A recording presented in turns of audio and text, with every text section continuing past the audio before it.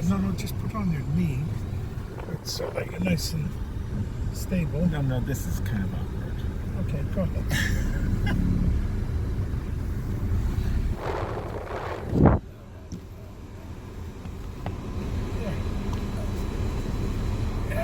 All right. So, Okay, we'll get the sound in. Okay, no, that's good. I'm not doing it. Your face is not. That's all. Go ahead. So, Parshas Kitzei.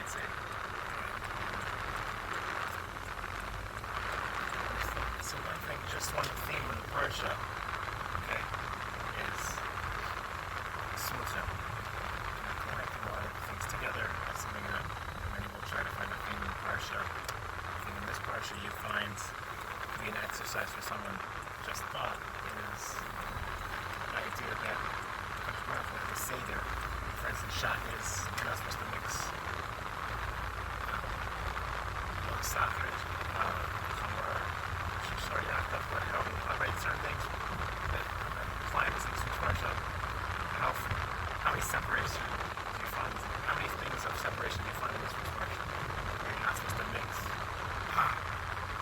Even I was thinking even Yifat Torah could be that way because it's a Torah magic, but really you were not supposed to mix with the non-Jewish world in such an intimate fashion that yields a Ben Server, potential Ben Server. Right. That's one topic. From that topic, we branched off to talk about tzitzis, which that's the opposite tzitzis we find that you connect with Sharon. Right? Which I'm not the first to mention that idea. The kasher tzitzis. Well, let's say is the Sefer Rokeach and the Rosh al HaTorah bring down the minhag that some have to put on a talis gadol when they get married. At the time of marriage, a person, many start wearing their talis gadol. Whereas I said some people have that custom. So where did that custom come from? So one place to anchor such an idea would be in this week's Parsha. Both the Rosh and I think in the Sefer Rokeach bring the pasuk says Gedil Ta'aseh Lacham, and then right after that pasuk of Tzitzis it says Ki Kach, that when a man takes Isha, when a man takes a wife. So there's pasuk right after Tzitzis talks about marriage. And is that Yefei Torah? That's a different part of the Parsha. Okay, sorry. So this is way in after that, in the Parsha, like somewhere maybe in the middle of the Parsha. Yifat Torah is in the beginning of the Parsha. Right. Towards the beginning. So again, the Rosh says that the juxtaposition of tzitzis and then marriage, you see an idea that for the custom of wearing a talis gadol when a person gets married, that's when he starts wearing his talis gadol. Right. The question is, it seems like a beautiful idea. Such a nice idea behind marriage. That person grows into wearing this beautiful garment we call tzitzis or talis gadol. So if one focuses in on that pasuk of marriage,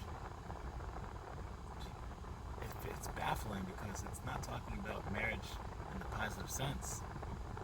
It says v'sanua, or some language of hatred, that he hates her, and he's motzi shemra, or he has a claim against her that she was not faithful after their engagement, and he says she did not have her basulim.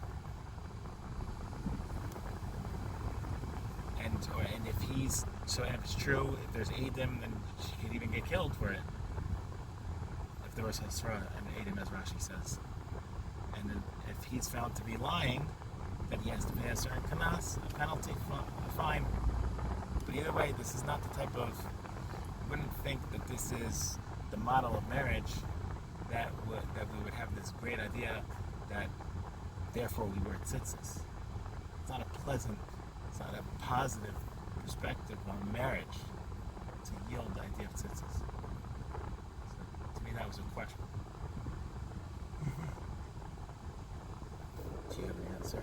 Do you have any thoughts on No, that? I'm concentrating on it. Should I tell you what I think? Yes, please. So, if I were to ask the following question on tzitzis in general, we know there's the tzitzis remind somebody to keep the commandments of Hashem.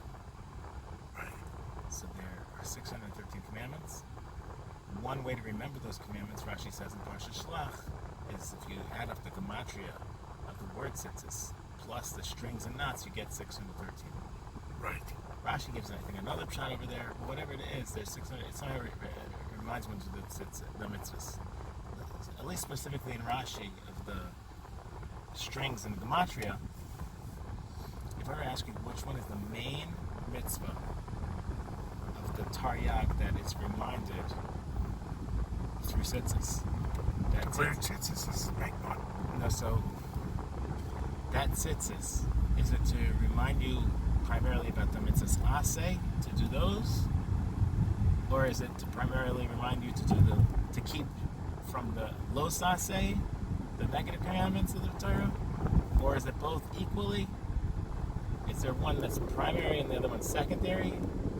How would one understand this? Do you understand my question? Yeah. Is it the lo taseh or taseh? Right, now it's definitely both. Both are included. The question is there one that has more of an emphasis, or is there something special about one that the other doesn't have? Right. So I'm not sure I can answer that fully, because it definitely reminds you about all the mitzvahs. But I believe there's at least an emphasis or something special about the los aseh in particular. Uh-huh. One way that I would like to, I have two maybe possible proofs to this. I'm not saying they're foolproof, but I think they're a pretty good idea. One is, what is the majority of mitzvahs out of the 613? Right, we know there are 613 mitzvahs, and again, the gematria and the strings out of that 613. So it's one, there's going to be one that's more than the other, right? If you break down the positive and negative, and all the ones who count the mitzvah, many of them are dealing with the ases and los ases, and they put them into two different categories. The one that's the majority is the los ases. There's 365 negative commandments and 248 positive commandments. Right. So you see that the majority of them, that means are the negative commandments. That means that the majority of those strings and gematrias are focusing in for the negative commandments. Right.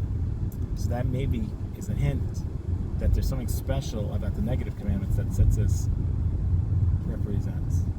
Uh-huh. We also find there's a Gemara that says, now I'm not saying maybe you'll find another Gemara that talks about positive mitzvahs, but there's a Gemara that talks about the negative, a focus on the negative commandments.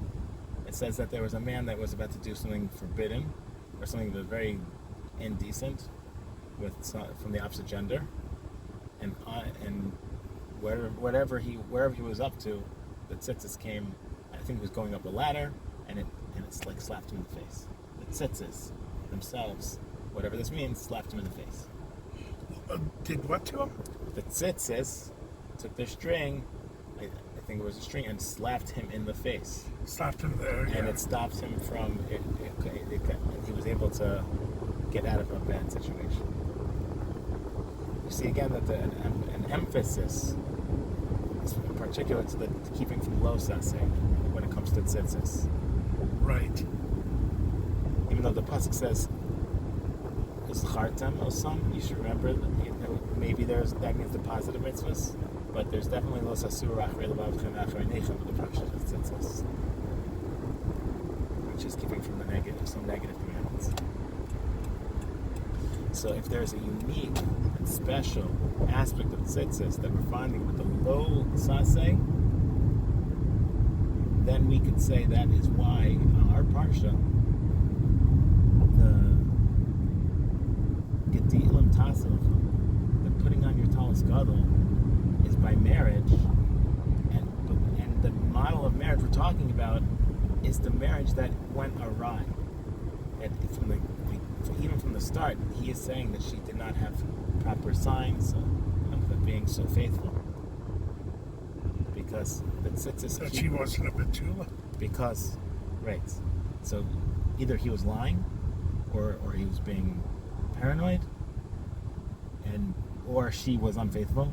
But either way, we see that the dangerous world where a person to just give, do what he wants, what she wants, and tzitzis is a measure how to somehow combat that. That the person will remember these 613, he'll keep, or she'll keep from that.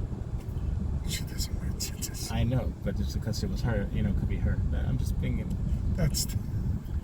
politic, whatever it is. Do you hear the part? Do you hear the part? Yeah. At the end. What did she do to remember? Okay, I'm saying no, the commandments in general. And maybe she wasn't unfaithful. Maybe she was unfaithful before she even got engaged. No, okay. That is a question on the parsha. That's a question on the parsha. And that's not unfaithful. Okay, but that's a question. There's nothing wrong with that. You don't have to marry a virgin. It's only if she's unfaithful after you're engaged. If she engaged in sexual activity or by mistake rode a horse and it broke off or whatever. She has to tell.